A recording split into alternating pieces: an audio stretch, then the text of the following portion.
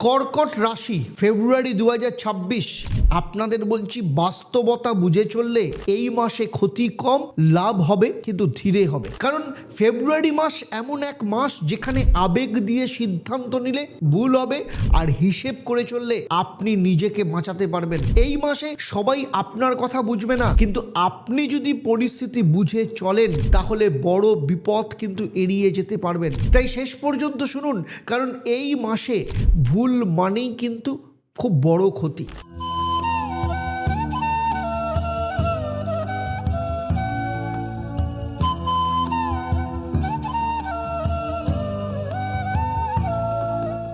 ওম হরি ব্রহ্মা। নমস্কার, আমি জ্যোতিষগুরু আচার্য দেবদত্ত। শুধু পশ্চিমবঙ্গ বা ভারতবর্ষ নয়, সারা পৃথিবী জুড়ে রয়েছে 1.5 লক্ষের ওপর সন্তুষ্ট ক্লায়েন্ট এবং দীর্ঘ 28 বছরের প্রফেশনাল এক্সপিরিয়েন্স থেকে বলছি, আজকে আমি যে আলোচনা করব এবং যে বিষয়গুলো বলবো সেগুলো যদি ঠিকঠাক মেনে চলতে পারেন তাহলে এইটুকু বলতে পারি, আপনার জীবন আজকে যেখানে আছে সেখানে থাকবে না, আপনার লাইফ 180 ডিগ্রি পজিটিভ দিকে ঘুরে যাবে। আমার এই আলোচনা আপনার জন্মরাশি এবং বর্তমানে যে গ্রহদের গোচর তার উপর নির্ভর করে। কারণ আপনার জন্মছক অন্য কর্কট রাশিদের থেকে আলাদা। সেখানে দশার অবস্থান, মহাদশা, প্রত্যন্ত দশা, আপনার হাত কিংবা আপনার বাস্তু, এই সমস্ত কিছুর ওপর নির্ভর করে আপনি কতটা ফল পাবেন কিংবা কতটা ফল পাবেন না। তাই আমার এই আলোচনার মধ্য দিয়ে কোথাও যদি আপনার মনে হয় আমি যা বলছি আর আপনার জীবন যেদিকে যাচ্ছে দুটো ডিফারেন্ট করছে, তাহলে আমি বলবো ইমিডিয়েট আপনার হাতে দুটো রাস্তা। হয় কাউকে দিয়ে আপনি আপনার জন্মছক, আপনার হাত এবং বাস্তুটাকে বিচার করিয়ে নিন, কারণ সেখানেই আপনি জানতে পারবেন যে আসল সমস্যাটা কোথায় এবং সেই সমস্যা থেকে বেরোনোর জন্য প্রতিকার প্রতিবিধান কী আছে। অথবা চলে আসুন শনিবার দিন সন্ধেবেলা 6:30, যেখানে থাকি আপনার সাথে 8 ঘন্টা 7টা অবধি। সরাসরি সেখানে ফোন করে জেনে নিন আপনার জীবনের সমস্যাগুলো ঠিক কোথায় এবং সেখান থেকে বেরোনোর প্রতিকার প্রতিবিধান কোথায়। সেই সাথে বলবো আমি আপনাদের এই মাসে আপনাদের লাকি কালার কী হবে, কী মহা উপায় আপনারা পালন করবেন এবং বাস্তুক্ষেত্রে কী সিদ্ধান্ত নেবেন, সেগুলো সমস্ত কিছু আমি আপনাদের সাথে আলোচনা করব। তাই পুরো ভিডিওটা শেষ অবধি খুব মন দিয়ে দেখবেন। গ্রহদের অবস্থান যদি বলি তাহলে প্রথমেই বলবো বৃহস্পতি মিথুন রাশিতে, মানে আপনার দ্বাদশ ঘরে রয়েছে। খরচ, নিঃসঙ্গতা, বিদেশ সংক্রান্ত ভাবনা, ঘুমের সমস্যাকে নিয়ন্ত্রণ করবে। আর কুম্ভ রাশি মানে আপনার অষ্টম স্থান, একের পর এক গ্রহ, যেমন 3 ফেব্রুয়ারি শুরু হবে বুধ দিয়ে, তারপরে 6 ফেব্রুয়ারি চলে যাবে শুক্র, 13 ফেব্রুয়ারি যাবে রবি এবং 23 ফেব্রুয়ারি মঙ্গল। মানে হঠাৎ ঘটনা, মানসিক চাপ, গোপন বিষয়গুলো সামনে আসা শুরু হবে। আর শনি মীন রাশিতে বসে আছে নবম ঘরে, ভাগ্য দেরিতে খুলবে কিন্তু স্থায়ীভাবে খুলবে। আর রাহু তো অলরেডি আপনার কুম্ভ রাশিতে বসেই রয়েছে অষ্টম স্থানে, মানে সম্পর্কে টানাপোড়েন। আর কেতু রয়েছে সিংহ রাশিতে, মানে দ্বিতীয় স্থানে। পরিবার, কথা বলায় একটা কোথাও না কোথাও নিয়ন্ত্রণ থাকবে। চলুন দেখে নেব 1 থেকে 5 ফেব্রুয়ারি।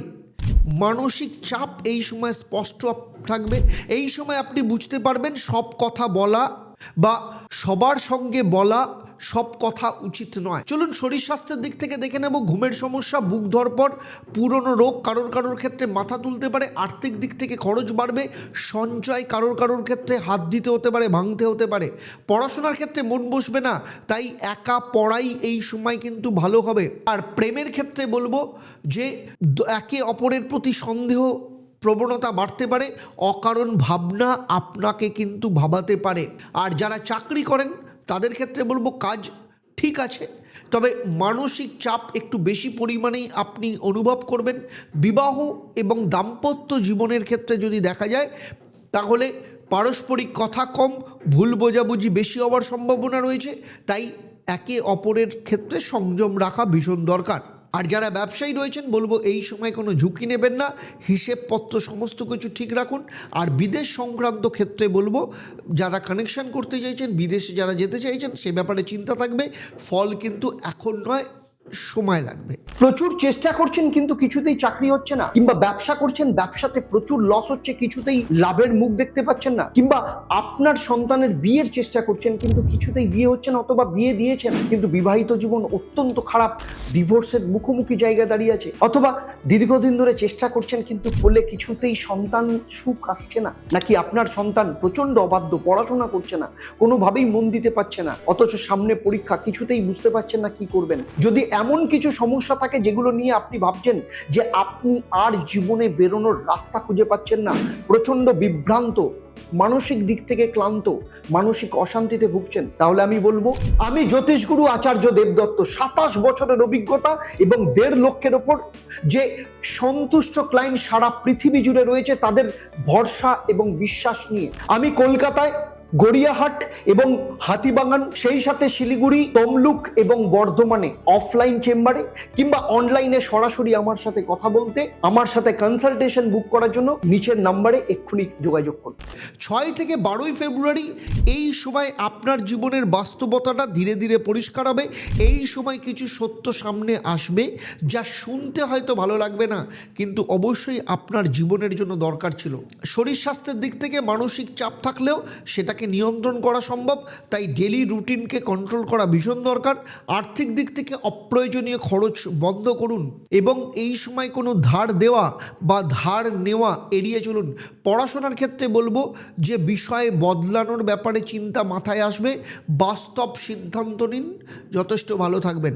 প্রেমের ক্ষেত্রে বলবো সম্পর্কের আসল চেহারা এই সময় কিন্তু বোঝা যাবে, তাই চাপ না দিয়ে একটু দূরে থাকাই ভালো, দূর থেকে অবজার্ভ করুন সম্পর্ককে। আর চাকরির ক্ষেত্রে সিনিয়রদের চাপ এই সময় থাকবে, ভুল করলে কিন্তু ধরা পড়ে যাওয়ার সম্ভাবনা রয়েছে।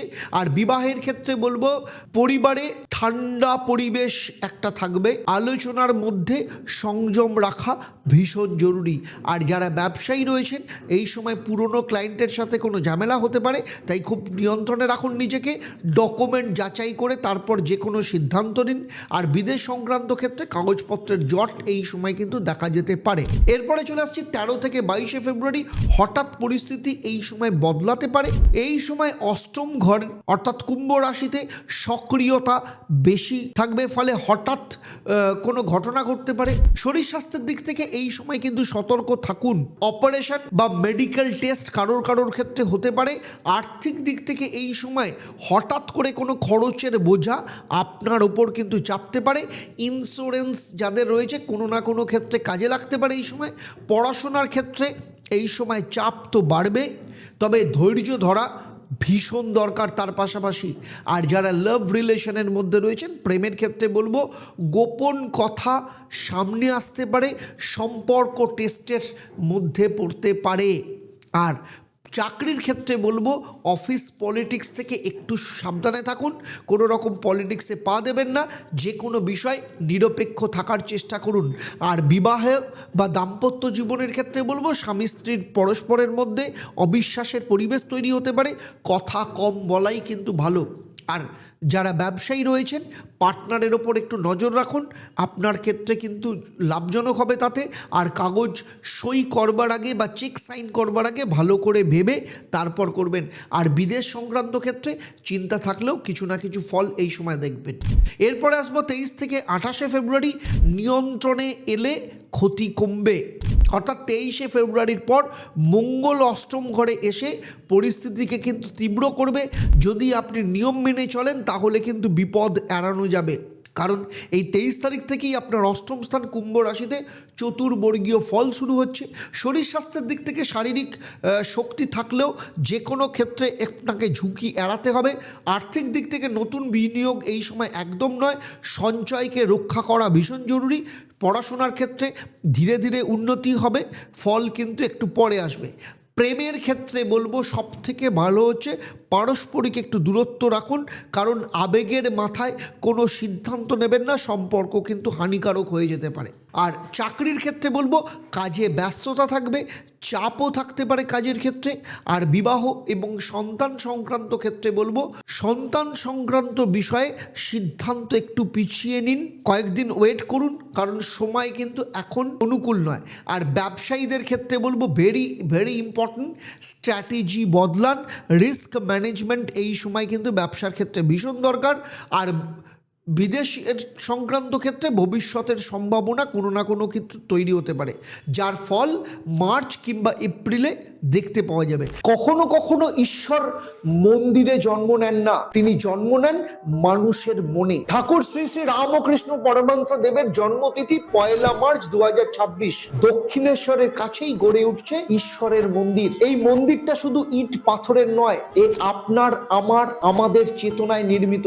আপনার সাধ্যমতো অর্থ সেবা দিন এবং ঈশ্বরের সদস্যপদ গ্রহণ করতে নিচের নাম্বারে যোগাযোগ করুন এবং এই ইতিহাসের অংশ হন। তাহলে সার্বিকভাবে যদি দেখা যায়, ফেব্রুয়ারি মাস কর্কট রাশির জাতক জাতিকাদের লাভের মাস নয়, বরং নিজেকে বাঁচানোর মাস। যে আবেগে চলবে সে কিন্তু ক্ষতিগ্রস্ত হবে, আর যে হিসেব করে চলবে সে কিন্তু টিকে যাবে। চলুন দেখে নিই আপনাদের ক্ষেত্রে লাকি কালার কি। এই মাসে আপনাদের ক্ষেত্রে লাকি কালার হচ্ছে সাদা। লাকি মন্ত্র হচ্ছে প্রত্যেক দিন সন্ধ্যেবেলা 28 বার করে করবেন ওম সোমায় নামাহা, এই মন্ত্রটা পাঠ করবেন। আর প্রত্যেক সোমবার শিবলিঙ্গে দুধ দান করুন, দুধ চড়ান এবং সেই সাথে ওম নমঃ শিবায় এই মন্ত্রটা পাঠ করবেন। আর বাস্তুক্ষেত্রে শোবার ঘরে অপ্রয়োজনীয় জিনিস কমান, আর উত্তর দিক বাড়ির সবসময় পরিষ্কার রাখুন। দেখুন, inner spirituality and wisdom organisation of Shri Ramakrishna Paramahansadev অর্থাৎ ঈশ্বর শেখায় কাজ মানে শুধু রোজগার নয়, কাজ মানে সাধনা। মা কালী শক্তি দেন কাজ করার, শ্রীকৃষ্ণ শেখান সেই কাজকে প্রেমের রূপ দিতে, আর শ্রী রামকৃষ্ণ পরমহংসদেব শেখান এই দুইকে একসাথে বাঁচাতে পারলেই জীবন বদলায়। এই কারণেই এখনই ঈশ্বরের সদস্য হওয়া ভীষণ দরকার। নিচের নাম্বারে ফোন করুন, ঈশ্বরের সদস্য পদ গ্রহণ করুন, কারণ যখন ভেতরের মানুষটা ঠিক হয়, বাইরের কাজ আপনি ঠিক পথে চলে আসে। যারা যারা মনে করছেন আমার সাথে সরাসরি যোগাযোগ করতে, নিচের যে নাম্বার রয়েছে সেখানে ফোন করে আপনারা অনলাইনে কিংবা অফলাইনে চেম্বারে কনসালটেশন বুক করতে পারেন। কর্কট রাশি নিয়ে আমার এই আলোচনা আপনাদের কেমন লাগলো, আপনাদের যা মতামত অবশ্যই নিচে কমেন্ট করে জানাবেন। আর যদি ভালো লাগে তাহলে অন্যদের শেয়ার করবেন। তাহলে আজকের মতো বিদায় নিচ্ছি, আবার দেখা হবে আপনাদের সাথে পরবর্তী ক্ষেত্রে সিংহ রাশির জাতক জাতিকাদের নিয়ে। আপনারা আপনাদের পরিবারের সাথে ভালো থাকুন, সুখে থাকুন, শান্তিতে থাকুন, সুস্থ থাকুন এবং সেই সাথে অ্যাস্ট্রোনম আচার্য দেবদত্তর সাথে থাকুন। আর প্রত্যেক শনিবার দিন লাইভ ফোন ইন অনুষ্ঠান 6:30 থেকে দেখতে থাকুন, আর ঈশ্বরের সদস্যপদ গ্রহণ করুন।